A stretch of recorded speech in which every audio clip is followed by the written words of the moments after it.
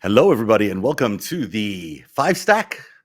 I thought you were going to start, but I know you're eating. So No, I'm done. I just literally just had my last cucumber.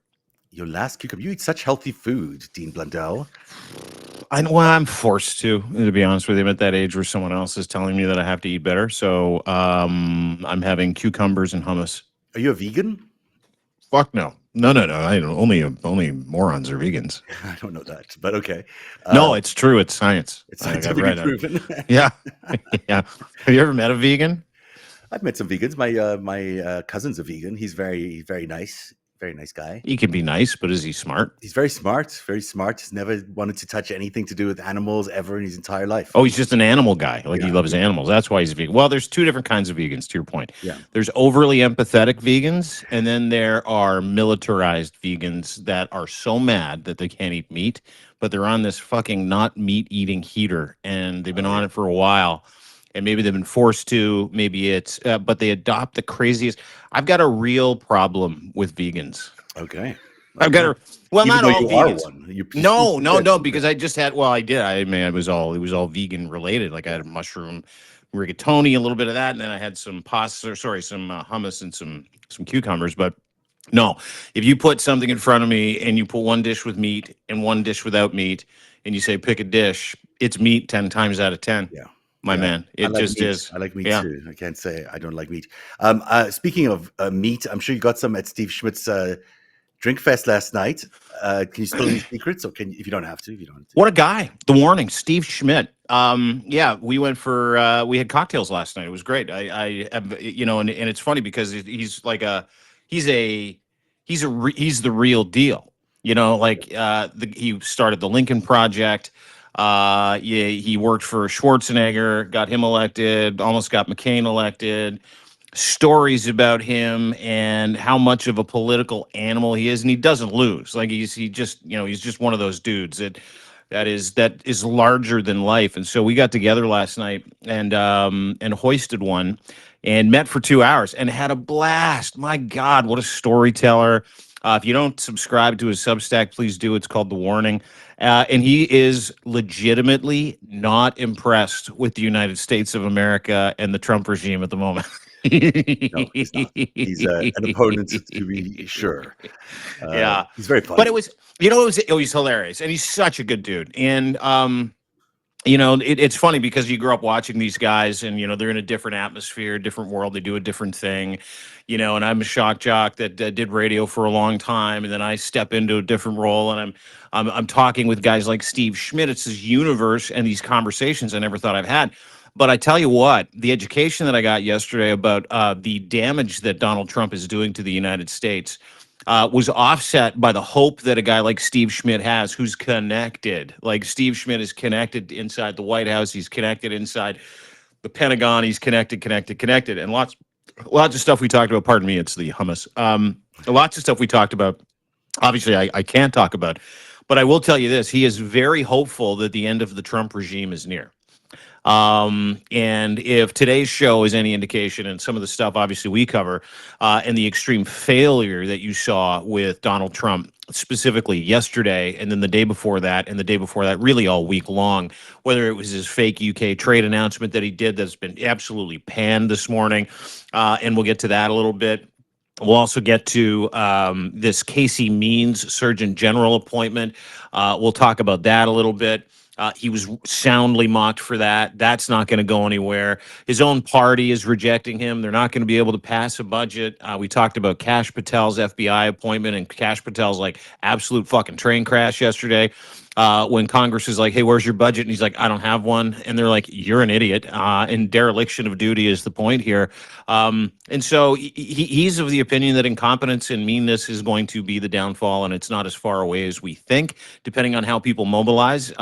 And he's really excited for the midterms. And so he's overly involved. We talked about how Canada and the United States, specifically the Better Angels in Canada, the United States, can get together to sort of, start pushing Donald Trump out, because it's going to take a concerted effort in other countries. And he loves Canada. That was the other thing I got out of my meeting with Steve yesterday. That dude absolutely loves it here. He's been to every province. He's spent 35 years. He's an outdoorsman. He's ridden horses in the Yukon, and he really truly loves this country, and seems to think there are a whole bunch of American people that, if there was a skirmish that happened between our two countries, and he's convinced there isn't, and so am I, that the United States Army would just absolutely not listen to I Donald Trump. They would yeah. tell him to go pound salt, and he's like, I've got that from people that run the Army. E4, E5. So, it was great. Steve's an awesome guy. I'd encourage everybody to go and download or subscribe to his Substack. It's called The Warning. He's awesome. Great dude. And he said to say hi to you, by the way, because I told him I said hi to Hi, him Steve. for you. Thank you. And so you guys are watching on Substack. You might be seeing two different feeds. And that's because you're seeing Dean Blundell and you're seeing mine. I get less viewers than Dean because Dean is a rock star and has more subscribers than I do, which is a subtle Is that hint. true? Well, you have way more subscribers than I do. Yeah. I didn't even know that. Yeah, because we can go to the How many reason. do I have? I don't know, but you're more than me. Oh, okay. I think so. Anyhow, so now you got two choices. If you're watching at home, you can chat with us on my feed. You can chat with us on Dean's feed. I'm more likely to see what you type on my feed because I got less people logged on right now. So, so come on over. Plus, if you want to share something newsier, it's probably on my side. If you want to share an opinion, go over to Dean's. Yeah, no, you can share all your opinions and news with Zev, by the way, and then Zev, you can just tune me in because I don't get any messages on this feed over there. Oh, Like, you I don't? get Oh, check it on the No. monitor. Yeah. Okay, well then you better join me on my feed. But that's not. Yeah. No, you have to join. Go to Zev's feed. Everybody, go to Zev's feed. Go to Then I Zev's can't- feed right now. Yeah, that's going to complicate other things. But that's later. We'll figure that out. You don't have to. Okay, guys. stay on this feed. Stay on this one. Try to Yeah. Let's get into the top 5 stories of the day. We're here. Just find one of these feeds. Top 5 stories there. Welcome to the FiveStack, everybody. It's Friday. Let's do this together. What do we got, Zev? What do we got? 5. Uh-huh. President Trump has appointed Fox News personality Jeanine Pirro as the interim U.S. attorney for Washington, D.C. She'll be replacing Ed Martin, who is completely incapable of doing that job. His nomination was withdrawn after Senate Republicans' opposition. Now, Pirro may actually get confirmed in this position, which is kind of crazy, even though she hasn't been an actual practicing prosecutor for many, many years. She's been a talking head on Fox News for a long time. She's previously, by the way, promoted false election fraud claims on Fox News, which you'll remember resulted in about an $800 million settlement that Fox News had to pay. I remember. So she's, I don't know if she's qualified. I'll say she's an attorney. She's been an attorney. It's been a while since she's practiced, but she is like in the weeds of the Republican Party, a supporter of the insurrection. Clearly was involved in the election fraud lie situation that happened at Fox News. This woman is not really qualified for this. No. Jeanine Pirro. We're going to talk about a couple of appointments today. The Jeanine Pirro announcement minutes after Ed Martin got deep six by Tom Tillis, and then all of a sudden primaries started to trend because there was like, we're going to primary Tom Tillis. Tom Tillis is a pretty popular congressman. So everybody just sit down, relax. So the announcement of Jeanine Pirro, I was still laughing at the Ed Martin rejection when Jeanine Pirro's announcement was yesterday, because this is the same Jeanine Pirro who, if you remember at the start of COVID, missed the first 15 minutes of her show, magically appeared, disheveled, slurring, and absolutely fucking hammered on boxed wine. If you remember that. You remember that? I remember that. Likes her wine. She's a wine aficionado, if you like. No, I don't think she's an aficionado. I just think she's a wino. This is the same Jeanine Pirro, who is an outspoken proponent on the baseless allegations of the Dominion voting machine fraud, if you remember that. And she was summarily sued and cost her company $800 million. I have no idea why she's still there. And this is the same Jeanine Pirro who was sued by Smartmatic in February for the exact same thing. This is the same Jeanine Pirro, who is not a judge, even though she calls herself Judge Jeanine. She has not practiced law for some period of time. She is a 4-time loser of a primary election or an attempt to become the state attorney general, U.S. Senate campaign, lieutenant gubernatorial candidacy. Lost, and she was a failure in her chosen field of practicing law, my friends. And so that's why she decided that she needed to become a broadcaster. That's what all terrible lawyers end up doing. As a matter of fact, Viva Frey would be one of them. There's a lot of really terrible legal failures that go into broadcasting, and she's one of them. And she's now the DC Attorney General, if I'm not mistaken. Well, she's acting there right now, and she will be confirmed. It looks like I see very close up. It's very intimate. There's some quotes here that were shared online. This came from the actual emails that were sent inside Fox News during the Dominion lawsuit, because they were able to access all the emails that were being sent around from different executives. This is Clark, who's the senior program executive at Fox News at the time. He says, I have a 130 news call, but I need to, sorry, 130 news call, but I need to talk to JP right after. Bottom line is, I don't trust her to be responsible tomorrow. Her guests are all going to something, I can't read it, being stolen, but the election being stolen. If she pushes back, it will be just token. Despite what she said to Jerry and me, she's now going off on her conspiracy tangent on a show staff call. So this woman, even inside Fox News, which is like a whole different level of, it's just a whole different level. Yeah, like when your bosses at Fox News don't trust you to be a good journalist. Yeah, just giving too much opinion in your news. You floating too many conspiracy theories. That's too many conspiracy theories for Fox News. You're over the hurdle there, over the amount of conspiracy theories we can normally have on Fox News. But here she is. Let's take a look at some of what she's done. And so it was that Donald Trump stepped into the spotlight, a patriot who believed in putting America's interests first, who believed that the decline of America was a choice that we could reject. The American dream is now being renewed. We need to kill them. We need to kill them. Donald Trump is the only president with the guts to not only send the mother of all bombs into Afghanistan, to strike chemical weapon plants in Syria with surgical precision, but also go toe-to-toe with Kim Jong-un to the point where that wackadoo has become a laughing stock. He came to us at a time when we needed his tough talk, his unvarnished perspective. You want to criticize Donald Trump? Just shut up and go away.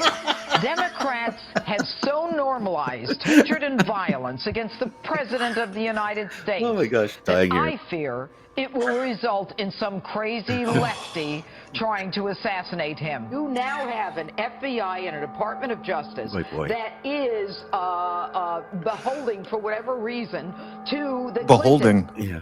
There's more. I'll give you more in a second. But I mean, maybe you want to talk about her. This. You can't write it. She's the new attorney. Yeah, dude, you cannot. Did you listen to everything she said? Yeah. And if there's so much more, I don't know why you stopped it, because I was choking laughing so hard. Well, I mean, I can play some more. Do you want some more? Let's do some more. No. Keep going, and we'll bookend it. Go ahead. What were you going to say? I was going to say that she's the person who's responsible now for prosecution, for making indictment decisions at the Washington U.S. Attorney's Office. So it's a very important office. The entire insurrection, 1,600 cases that went into, prosecuting the insurrection, that all came out of Washington, D.C. And now she's the person who's responsible for there. So the reason she's there is precisely because of that. They don't want any of this revived. They don't want any of those so-called activist prosecutors doing their jobs, So she's there just to tamp it all down. But it is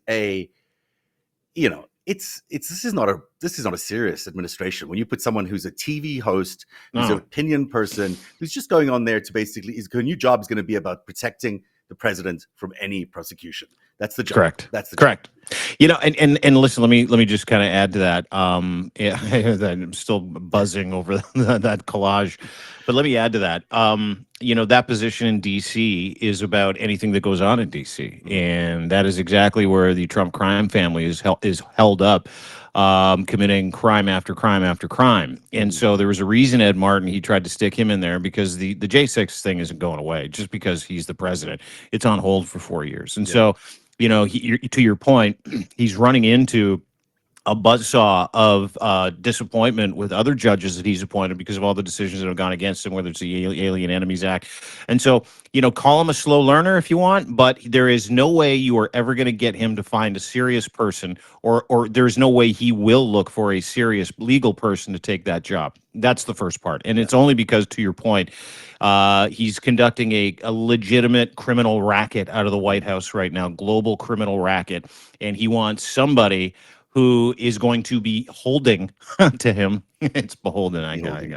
To beholden to him, to protect him. So it's a major quid pro quo, and it's in keeping and very much in line with what we saw with Pete Hegseth. Very much in line with what we see with Tulsi Gabbard, Kristi Noem, what we see with Pam Bondi. And keep in mind, every single one of these people is a drunk broadcaster from Fox News. Yep. Right. So you go and find someone who's incredibly incompetent, someone who owes you their life, because all of these people owe them their lives, like all of them, because he's brought them along and they've greased him. And all of these people have been on some kind of like job tour for the past several years, and now they're being rewarded for their good work, right? Now they're being rewarded for being sycophants. And you know what they don't realize, and I hope, if Jeanine, if you're watching, you should come a little closer, just listen to this bit of information. You're all going to potentially be involved in conspiracy of justice investigations as soon as this is over, because guess what? You're obstructing all sorts of justice when you're stopping prosecutions from going against any number of people, and there'll be a bucket load of the stuff available for prosecution later on. So why they can't hire any legitimate people for these jobs is because no one wants to touch this with no one wants to be anywhere near those jobs. It's too dangerous. It's a career killer. So they're going after these Fox News personalities. Number 23, by the way, that have been Fox personalities that are currently in the White House, which is a large amount for any network to be represented in the White House. Let's just go over a few key ones. Yeah. Sean Duffy, Real World. He's got his start on the Real World and then made his way to Fox News. His wife works at Fox News. He's the transportation secretary, has no idea what he's fucking doing, no history in the job, no nothing. Yeah. So there's that guy. And then there's Pete Hegseth. I mean, we've talked about Pete Hegseth quite a bit. Yeah, again, same weekend drunk news anchor. And then you got the drunk evening lady. Who does, weekend shows now, Jeanine Pirro, Judge Jeanine, The Bottom Line, Judge Jeanine. and she's also a drunk, and she's also a Fox personality. Pam Bondi had a sweet little run back in 2018 at Fox News. I don't know if you know that, but they said, you're a terrible broadcaster and you have no public speaking skills, so you need to leave. She lasted like 5 weeks. Yeah, I found that out actually today. I thought that was absolutely fascinating. Yeah. And then, John Bolton. These people are making John Bolton, who was at Fox News as a defense analyst, look like he is the greatest defense analyst in the history of defense analysts, right? So, like that, to your point, 23, and there's a bunch that are obviously not as high profile, but to your point, when you say why are they doing this, or what is the purpose of this? The purpose of this is plain to me. The purpose of this is to hire completely incompetent people that make him look better, but will protect him with their lives. And there's just quid pro quo here. That's all it is. That's all he wants. He doesn't care if they can do the job, but he does care how they look, and he cares that they can talk, and he cares that they have massive followings. That's what he really cares about. This is the broadcast influence Trump regime. That's all it is. And they can lie effectively. Yeah. They'll lie right through their teeth. And let's watch some more Jeanine before we get to story number 4. Please. The FBI needs a complete overhaul. There is a cleansing needed, a complete cleansing in our FBI and Department of Justice. Special counsel and former FBI Director Robert Mueller must be fired immediately. Cleansing. The Attorney General Rod Rosenstein must be fired immediately. Cleansing. The special counsel's office must be shut down.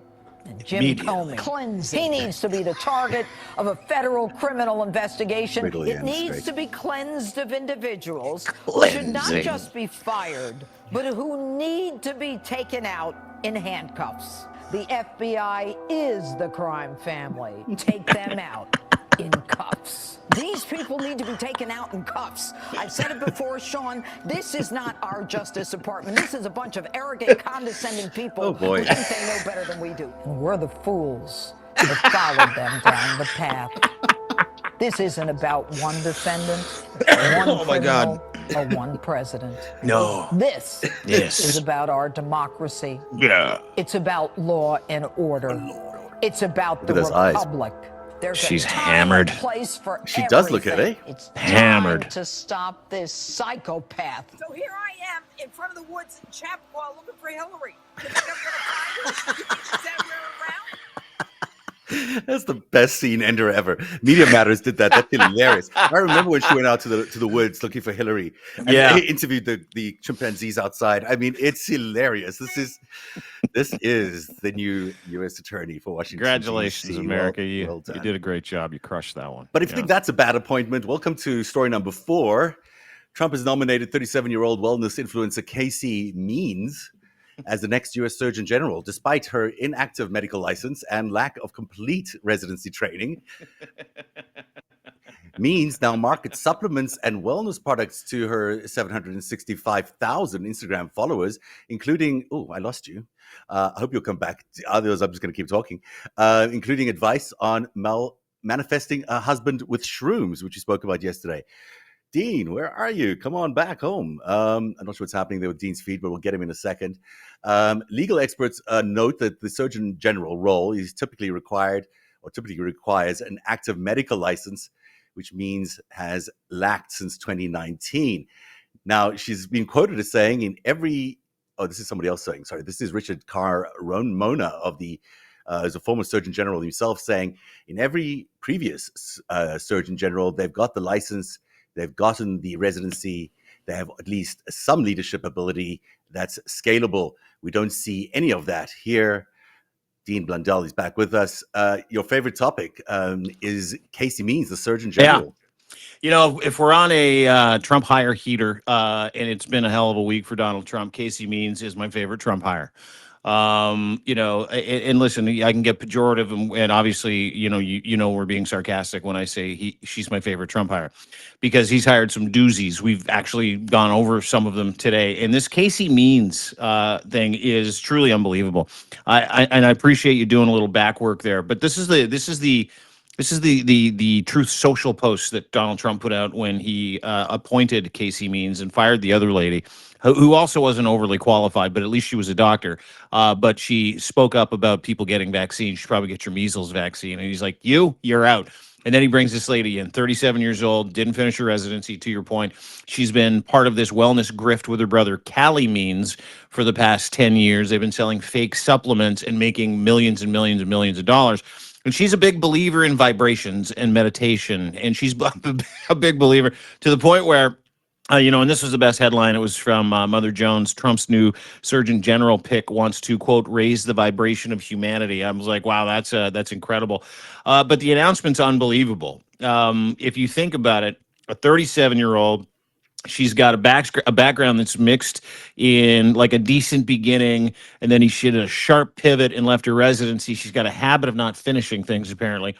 Left her residency because she wanted to become a wellness influencer, and then she became a radicalized MAGA wellness influencer. You know those guys like on the Joe Rogan podcast where they're talking about supplements for your brain and supplements for your nuts, and a powder that you rub on your back, and all of a sudden your wiener will grow an extra 6 inches. That kind of garbage. Same thing, Alex Jones. It's one of the biggest grifts in the world. It's a multi-billion-dollar industry if you're selling people this shit that they don't need, that doesn't work. And she was doing that for the past 6-7 years. But this is where it gets funny. A medical license in Oregon. It was granted to her in 2014. It went inactive in 2019, and an inactive license means she can't legally practice medicine or prescribe medication, yet she still uses the title doctor, which she's actually not supposed to be doing. But she uses it to promote health interventions. And, these health interventions are ones that a lot of people have gotten in trouble for, including a couple of supplements that she was selling, which she had to stop selling because they contained lead. So that is your new Surgeon General, and just the wackiest shit. Like, she recommended last year people eat basil seeds to ward off cancer.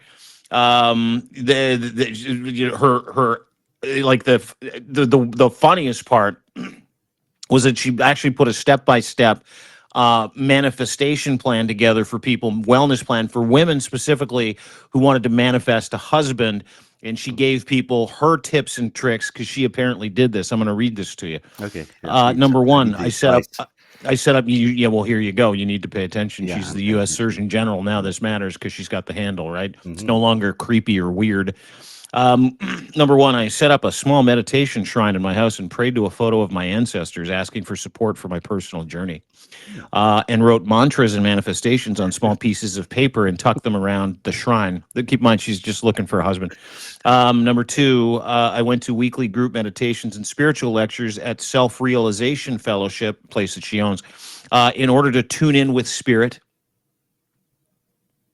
No, number three. I can't take the craziness. I mean, it's like, yeah, it's the best. Number three, I worked with a spiritual medium who helped me try to connect with my spirit guides for support and guidance. There you go. Number four, I did full moon. Yeah. Oh, it gets weirder. Yeah, but okay. I did full moon ceremonies, grounded, powerful women we called abundance, and let go of what wasn't serving us and amplified each other's dreams. It's in this book. She then gives a link to a book that she wrote. She wrote a book about this. I guess so. Yeah. Okay. Number five, I hiked alone and talked literally out loud to the trees. What? She talked to trees? Yeah, of course. Well, that's part of the deal. Letting them know I was ready for partnership. She was telling the trees she was ready for a man. Yeah. And asked them if they could help. I made wishes on heads up pennies and made wishes when the clock struck 11:11. I made wishes on the... No, and we're not done. It's almost done, but not done. It gets weirder. You keep going. Wishes on the first stars I saw in the night sky. That's where it gets fun. I pursued visualization techniques like the Silva method. Again, another link back to something that she sells in a booklet where you can do the Silva method. Oh no, we keep losing you. And number 8, this is the last one. Okay. I did plant medicine experiences with trusted guides and wrote extensively about my experience and insights. Plant medicine in this case is mushrooms. Do you think oh, now we keep losing you. I'm just going to say it's a remarkable description of someone who's supposedly the Surgeon General. The Surgeon General, by definition, should be a doctor, I think. I mean, in my opinion, it seems to make sense that that the Surgeon General is a doctor. It seems like that makes sense. He's got the name surgeon in it. You think it should be a doctor, but Donald Trump and Robert Kennedy don't think so. That's why they've appointed her. And this, I mean, her nuttiness sort of goes well in hand with the anti-vaccine bullshit of RFK Jr. and the shutting down of any reasonable, NIH operations that we've had. They basically are stripping America of any infectious disease mechanisms and controls. And so, bring in the trees. Let's talk to the trees. And, I mean, this is where we're at. Yeah. Well, and the best part, and I know I lost you there. I keep getting kicked out of the stream. I think it's you. You're telling me that you don't want me here anymore. No, I really need you here because I need you here too. She said, number 8, I did plant medicine experiences with trusted guides and wrote extensively about my experience and insights. Plant medicine in this case is shrooms. So let me just Cole's notes that whole thing for you. She got baked on shrooms, did a whole bunch of weird moose ceremonies, talked to the trees because she was looking for a husband. There you go. That is your new She found a husband, which is the most amazing thing. Did she? I think you said that yesterday. She found she was able to actually manifest her destiny. I think so. Maybe I'm wrong, but I think it was the upside. The end of the book ends, I think, with her finding her husband, doesn't it? Or maybe I don't know. She's batshit crazy. So my guess is no. Because I can't imagine the guy that's going for that. The guy that's going for, you talk to trees, do you? Okay. Oh, the trees sent me. Manifesting destiny, powerful women. Yes. Nothing against powerful women, of course, but in that context, maybe it's not. It's not the best. Should we get into some other news here? At number 3. Number 3. Is all about this trade talk and the tariffs. Yesterday, I had a great piece about how the UK tariff agreement was not really a tariff agreement at all. It was just like an agreement to maybe talk about tariffs sometime in the future. Who knows? Today, the Trump administration basically surrendered their leverage before even starting their negotiations with China. These highly anticipated talks that are supposed to happen in Switzerland this weekend when, Besant and the other trade negotiator are meeting with the Chinese. And even before they started these talks, Trump had already floated the idea that he was going to cut the tariffs from 145% to 80%, which is a major concession. He didn't have to do that. But of course, he did that on Truth Social in the middle of the night because who knows. But then the negotiator, the mediator between all of this is a guy named Guy Parmelin. He's the state Swiss economy minister. And he said, we could imagine everything. We could imagine a mutual suspension of custom duties during the course of the discussion.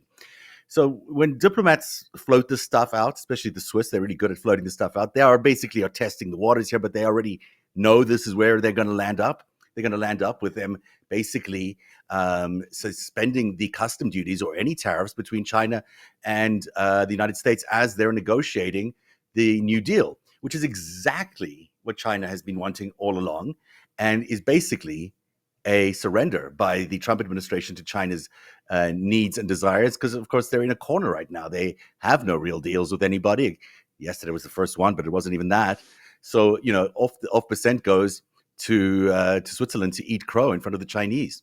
Mm-hmm. Yeah, listen, we're in this really incredible time that if you're paying attention and you're listening and you're watching carefully, these Trump announcements of nothing, the rebuke of his pick, Ed Martin, maybe Jeanine wins, who knows? I don't think the U.S. Attorney General is going to win. Mark Carney walking in there and bitch slapping him on Tuesday for 3 minutes and 18 seconds, him having no idea what's going on. The dropping of tariffs on U.S. and Canadian-made auto parts quietly in the middle of the night, and the now that this isn't just and then of course what we saw with China, which was a tweet that he put out, which was really funny. Yeah. In the middle of the night, it's like 2:00 in the morning. He puts out a tweet. He's like, "China, 80% tariffs. Sounds good. Up to Scott B." That's what he said. Up to Scott B. I'm going to send this over to, like, he just decided arbitrarily in the middle of the night to take that tariff from 145 down to 80. Now, there's a couple schools of thought here that we'll get to in a second, but I just want the overriding theme of what I'm going to say to be taken seriously. Oh, we lost him again. I don't know what's going on there. I apologize for that, and it's not anything I'm doing. So sorry about that, guys. We'll get him back in a second. I'm dying to hear what Dean has to say. You're watching the FiveStack on Substack. Dean Blundell and Zev Shalev bringing you the biggest 5 stories of the day every day here on Substack Live, and we'll do it at 3 p.m. Monday to Friday now. So we're back on a 5-day-a-week rotation. Let me find out if I can get him back here. I am looking at a giant screen of things, and if I'm lucky, we'll get Dean back. But if not, I don't know what we'll do here. Well, I'll keep telling you what's going on with this deal. So these negotiations are high stakes. There's no doubt about it. What happens tomorrow really, really, really matters. But it does seem to me that the Trump administration is already capitulating. They've already basically decided, that they can't deal with China. They can't handle the pressure that China is putting on them. And they're essentially going to walk away from the negotiations, agreeing to everything that China wants. And you can tell that by the Swiss minister over there, the Swiss Secretary of the Economy, going in and already, before the talks even begin, he is busy telling people that he believes that there'll be a cessation of all customs before they get into the negotiations. So that is that. I am still waiting for Dean. I'm going to keep talking, but I think we should try to get Dean back on. What's going on, I wonder? This is a long time he's taking. And I was going to play you what's next, but I've also got to get that out of my archive. So talk amongst yourself for 3 seconds here while I just find this piece of tape I was looking for. Complicated. Let me see this one. Here we go. You guys watch the Pope, the new Pope? I'm curious about your thoughts about the new Pope. That was some good stuff that happened in the various masses that he held. I think he was talking about a whole new kind of way of looking at the world, and so he is hopefully going to come through with everything that he's been talking about. That's a very positive, peaceful sounding American Pope that may actually really change the way things are in the system. And I am just talking because you know who's here? Dean's back. Okay, Dean's back. How you, Dean? Hey, dude, I keep getting kicked out. I think it might be Wi-Fi, so I switched it off Wi-Fi. Very sorry, everybody. Appreciate you sticking around. My bad, I think. No worries. I don't know. You were telling us about this trade deal and about how he's had this terrible week. Yeah. Bottom line is, the world is turning on him, and he knows it. And like Donald Trump always does, and this is the theme, the emperor has zero clothes left. Yeah. Not that he ever did, but it is so painfully obvious to anybody with a brain, anybody with critical thought, anybody that has the ability to see what he's doing, that all he's doing is creating a crisis and then walking back that crisis and claiming that he won after he walks it back. Yeah. That's what this is. And so the loss that he's experiencing right now in what he's doing and the rhetoric and the 80% tweet and, you know, the middle of the night rampages, that's not that's not Donald Trump winning. That's Donald Trump trying to convince everybody he's winning while he sits up at night and sweats bullets because he's destroying the U.S. economy, even if he's not trying to do that. Well, I heard an interesting story. My buddy Alex Scooby, who was in King of Queens for a long period of time. He's an actor. His wife's an activist. He's brilliant. So he told a story last week, and I was dying laughing, which really sums up what Donald Trump is and what he's all about behind the curtain. Apparently, Donald Trump has been furiously calling, trying to get a hold of Xi. Donald Trump's people have been furiously calling, trying to get a hold of anybody in China that will talk to them to cool their heels, to get these boats to turn around and come back to the United States so that they can get things, because most of their things comes from China, right? Wow. And they're going to have empty shelves. Inflation's going to go through the roof. The dollar's calling. Oh, wow. Yeah. And apparently, Chinese officials, what they're doing to Donald Trump and what they're doing to Trump regime officials is they're putting them on hold for extended periods of time. Not answering. Yeah, playing Joe Biden speeches. Oh my God, really? Oh, that is fantastic. Well, you know, because Xi's actually busy, which goes to our number 2 story of the day, because the number 2 story of the day is all about where Xi is today. He is currently with his buddy, Vladimir Putin, in the Kremlin or in thereabouts, where they've been, commemorating. That's Red Square. Day. That's Red Square. Red Square. So it's Victory Day. In according to this is a long conversation about who really won the Second World War, but the Russians believe it was them, and they believe it's happened today, 80 years ago. And on this very auspicious day, Vladimir Putin invited the Chinese chairman of the Communist Party, Xi Jinping, to come and join him. You can see them having a very good time. They've also had a deep conversation about further deepening their strategic partnership. They've discussed as well building the Siberia to gas pipeline. I mean, these guys are close and getting closer, according to this reporting. They extended their economic cooperation through 2030. China is willing to work with Russia to firmly support each other on issues concerning their respective core interests. That's what she's said while visiting Putin. Now, he's trying to hold the line a little bit. I guess he's trying to be a little bit like, trying to play both sides of this. He doesn't want to alienate the world. He doesn't want to alienate Europe. He certainly doesn't want to alienate the United States, but he's, but he's still, at the end of the day, Putin's best friend. And this is what it comes down to. This is where the world is turning right now. These two guys are so in bed with each other that the reason we're having this whole process, the whole Trump administration, is really because of Russia and China's alliance. And the reason we're having this whole crazy crypto thing is because of Russia and China's alliance. And here they are showing that to the rest of the world. And the reason why, she feels somewhat emboldened about keeping Trump on hold, listening to Biden's speeches, is because he knows he can, because he owns him. So, it's not like you can't see all the play that's going on. The play is obvious for everyone to see.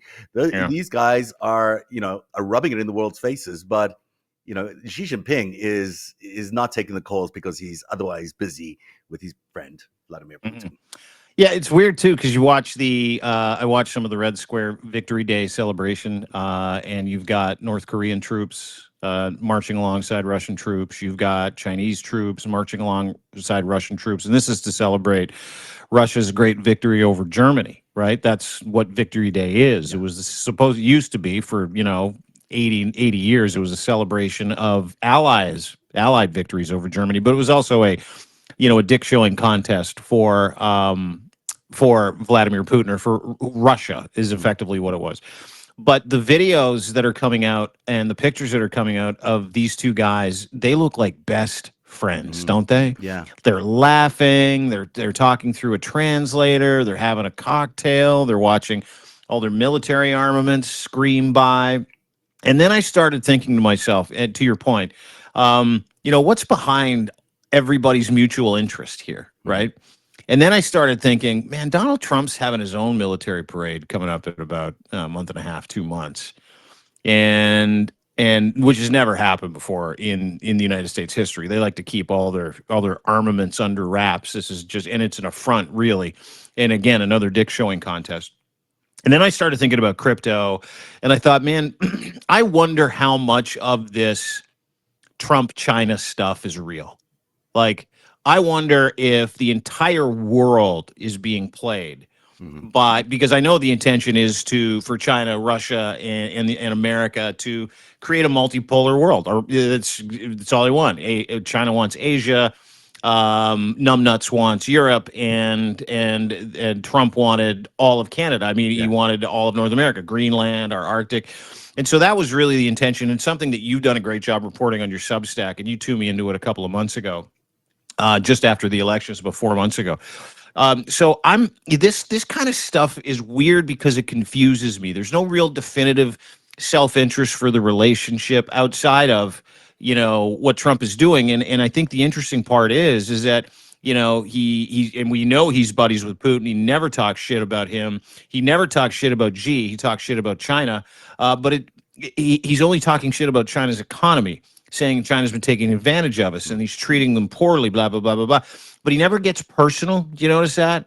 And so when I watched this I watched this stuff going on in Red Square today, I was like, I wonder if we're being played.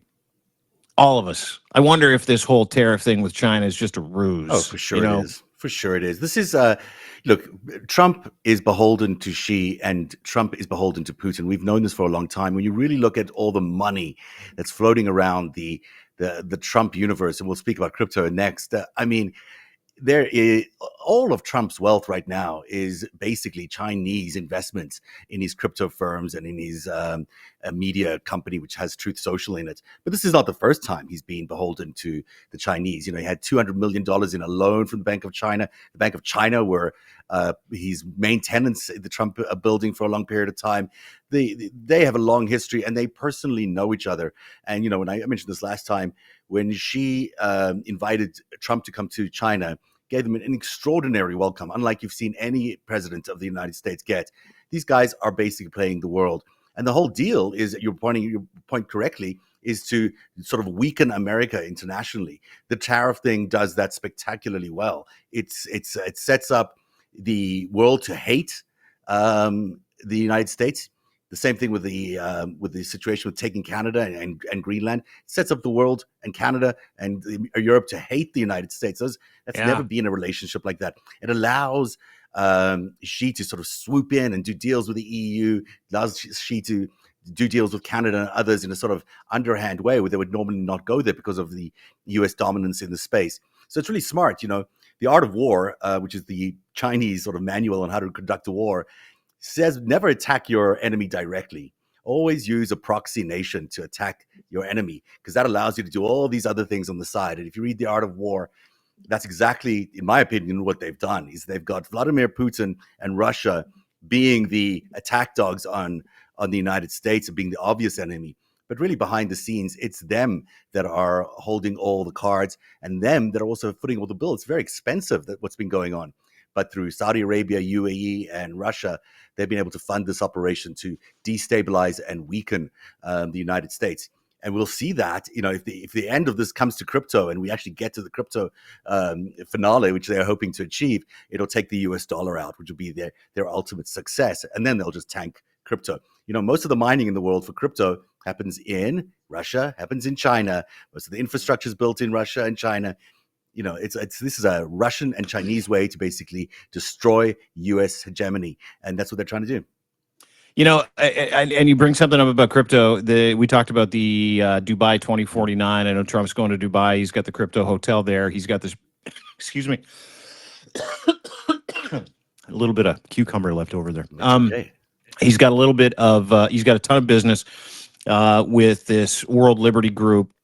We went over who the people were. Witkoff's number kid, one story. Let's do this as a number one soon. Story because this is exactly going to be our number one story. So let's do it because this Dubai trip I'm hearing is going to be a bit of a summit because you've got all the crypto barons from Russia and China also showing up. So yeah, let's get to the number one story. Number one story is exactly that. President Trump's upcoming 4-day trip to Dubai, Saudi Arabia, and Qatar will combine official diplomacy with his family's extensive business interests in all three countries, not the country's family business interests, his family business interests.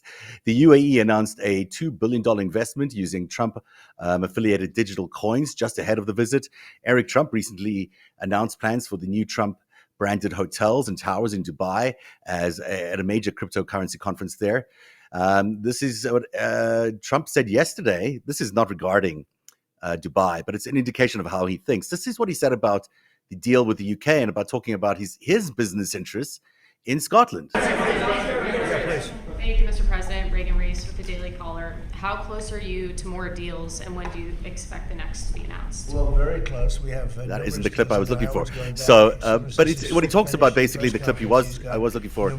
Was he talks about Turnberry, and he talks about all his oceanfront properties that he has in Scotland and how important that is to him, and that's why he is so excited about this deal with the UK. Well, this is the president of the United States who's always putting his own business interests ahead of everybody else, and he's doing it this weekend when he goes on the spectacular grifting trip to the Middle East. I'm dying to hear your opinion on it because you had such a good piece on it. You know what, dude? It's more of the same, but it's so brazen. You know, like talking about it from the Oval Office, doing business overseas, talking about doing business in the UK and Scotland, talking about real estate and making Gaza his real estate, talking about real estate in Canada, wants that real estate too. This is just the most brazen monetization of the White House that you will ever see. He tried to keep it under wraps, and if you remember, he did and I mean, he's evolved when it comes to the grift, because his first term, to pay tribute to him, you had to spend 5 times, 10 times the amount for a room at Trump Hotel in Washington. You remember that? Yeah. All the dignitaries would come to town. That was how they hustled money. How they hustled money and how they got money from foreign people, how they got tributes and bribes, is they did it through the Trump Hotel in Washington, which no longer exists. Now that's peanuts compared to this. Yeah. You know, what were we talking about? 18 to 20 million over the 4-year period that he forced people like the Saudi government to stay there, and you got to give me all this money. And they're like, yeah, no problem. We'll just get you to do more of our bidding. By the way, don't tell anybody we killed Jamal Khashoggi. So, you know, the interesting part of this is it's on a much bigger scale. It's got nothing to do with fiat money. He's evolved, and he's allowing his kids and people around him to say, "Hey, listen, you can operate on a global level and not just hustle money in through a rinky-dink hotel. You can get people to give you billions of dollars in tribute funds, and Saudi Arabia and the UAE and Dubai, they're more than happy to contribute. They've got an unlimited amount of money. They're building hotels in Dubai, and these Dubai hotels are crypto hotels. Yeah. So you combine the two grifts, right? You think about it, and he's like, okay, it's a hotel, I like it, but we're going to sell everything for crypto, including the penthouse suite, which is $144 million at this Dubai crypto hotel. And that is exactly how, and that's Trump's language. Like, that's what Trump Tower was. It was a money laundering operation for China. It was a money laundering operation for Russian oligarchs and the country of Russia, where you had countries from all over the world, pariah states, spending 5 times the amount of a condo in Trump Tower so that they could use Trump Tower as home base to commit all kinds of fucking egregious crimes, financial crimes, and hustle money into the United States of America so they could spread it around. And Trump never checked. I mean, the thing is about Trump, they never checked where the money coming from. They don't care where the money's coming from. It doesn't matter if it's drug money, blood money, war money, who cares? They never check. They just happen to get the check. So they sell them these condos, and they're all just money laundering operations. And this is, you're right, this is what crypto is all about. Sorry, I didn't mean to interrupt you, but no, I'm glad you added the context. Yeah. And then, you know, you think about the opportunity that, like, I mean, this is kind of a brilliant stroke if you're a master criminal like these twats. But think about what's coming up in Dubai. To your point, they're going to go there and make an announcement. Trump's enriching himself. His kids are enriching themselves. But then they also get to couple that with a little diplomatic mission where they can meet with Chinese officials. They can meet with Russian officials, and they can sit down and do some strategizing and some planning and talk about how it's going, and they can keep that out of the public eye, right? We're watching the mobbing up of America. Mhm. And Donald Trump is the biggest mobster in the world, and crypto is the game. And you know what? He's managed to figure out a way, all the people around him, for them to make it a familiar grift, right? Hotels, hustling money, laundering money, and then you add the crypto piece. It's now a global scam. You know, you don't have to pay tribute to him in Washington. You can pay tribute to him and bribe him anywhere in the fucking world. And here's the catch: it is totally untraceable. Yeah, I mean, the World Liberty Financial Group that he's formed is basically a market for crypto. So he'll be getting a piece of every transaction that's crypto based that goes through Liberty Financial. His meme coins are generating him, excuse me, so much money right now, just because transaction fees alone, never mind their actual value. And these meme coins are worthless. They're only being pumped up in their value because you've got these foreign nations trying to buy favor with him.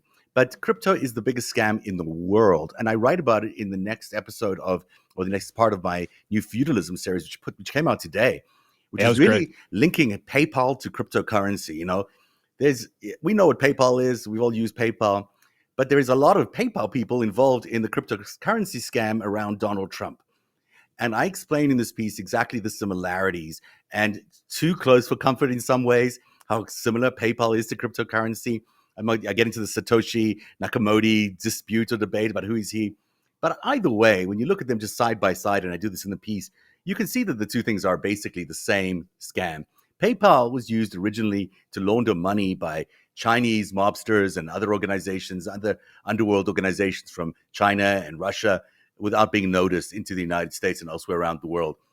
That's exactly what crypto is. And that's exactly what we're seeing on display next week as the UAE visit happens with Donald Trump, the Russians, the Chinese, everyone getting together, you know, talk about token 2049, whatever it is they're calling it. I mean, this is a attempt to really change the monetary system in the world from what is an American-based, US dollar, US leading monetary system, and replace it with the biggest scam in the world, the cryptocurrency scam. And basically it leaves just the very, very elite of the world in charge, while all the rest of us are just servants, basically. Yeah. And let me just, really easy to understand. Like, if you don't understand crypto, most of the world does not. But let me just quickly give you Cole's notes here. Crypto, how they're using it and how these guys are using it is, a few people say, you know, we've got this coin and we're going to sell this coin at X amount of dollars. And the coin doesn't exist, by the way. It's not a physical thing. It's just like you get an email. Here's your coin. And then they get some really powerful financial people, rich people, to co-sign that this is a way to get rich, and they're going to get rich too. Well, what do you do when a rich guy says, hey, you want to get rich? I'm rich. This is how you get rich. Yeah. You follow his lead, and then you buy. Yeah. And they do it on a massive scale.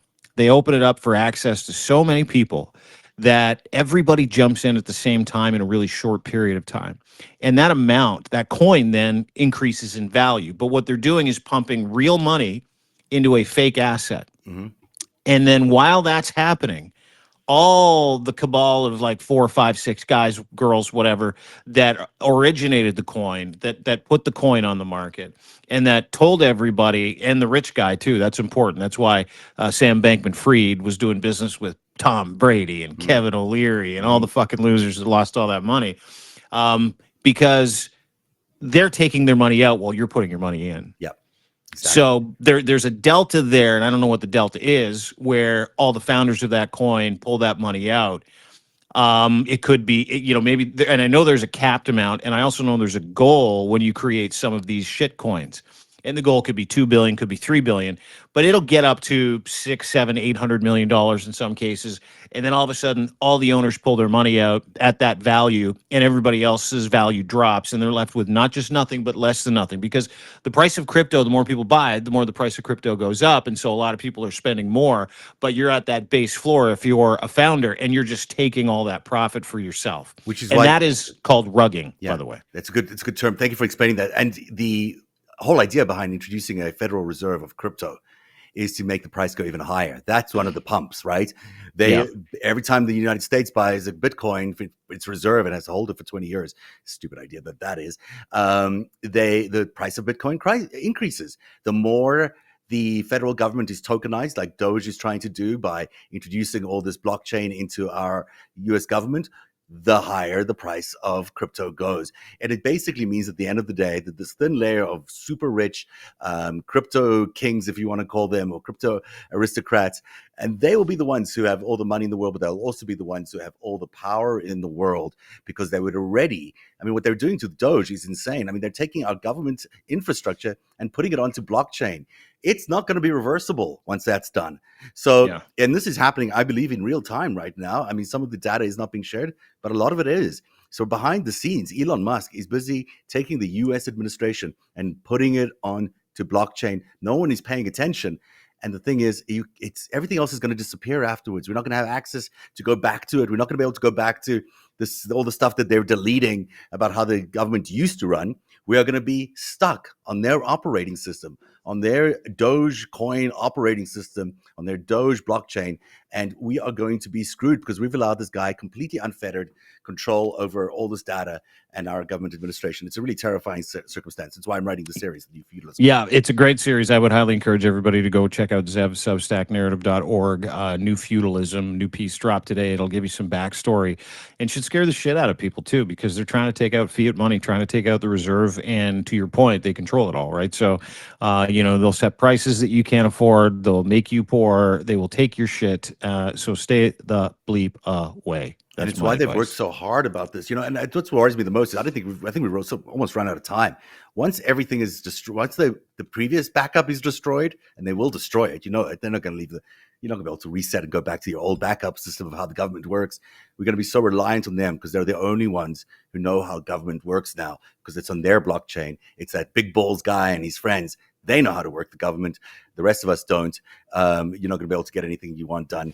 Everything's going to be ground to halt unless you pay tribute to the gods or the crypto kings, and you'll be all asked to do that. Well, that is our fun show for tonight at 4 p.m. on a Friday evening. Good Friday, everybody. Have a good Friday. And listen, sorry I dropped out a couple of times. Turns out it was my Wi-Fi. My bad. I feel very lonely when you're not here, and I had a little panic attack. But thanks to everyone online. You made it though, dude. You managed. Yeah, I survived. I don't do that again. It freaks me out. Sorry. You got big plans for this weekend? Yeah, I have a party tomorrow. Oh, a party. That is a catered party. I always appreciate a good catered party because you don't have to do a lot of work, which is going to be a lot of fun. Yeah. And then it is Mother's Day on Sunday, right? So pay tribute to the moms and tribute to all of the moms out there. If it wasn't for moms, we'd all be fucked. I truly do believe that. True. We should have more moms in positions of authority. That's what I believe. So happy Mother's Day to all the mothers that are listening, including one of our faithful listeners, Tyronda. She sent me a lovely note the other day, and she told me I was her favorite independent journalist. And I said, "You're my favorite subscriber, Tyronda." So all you mothers, everybody that has spent some time with us over the past couple of months, all of our subscribers, if you are mothers, have a wonderful Mother's Day this weekend.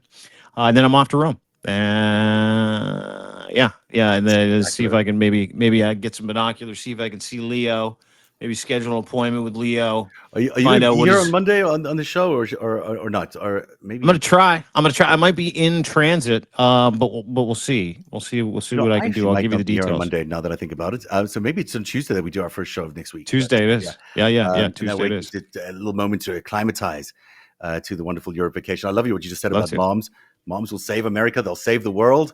Thank you for being here on the 5 Second. We shall be back on Tuesday with another edition. Thank you for your support. Have a good one. Have a good weekend, Dean. You too, buddy. Take care, guys. Bye.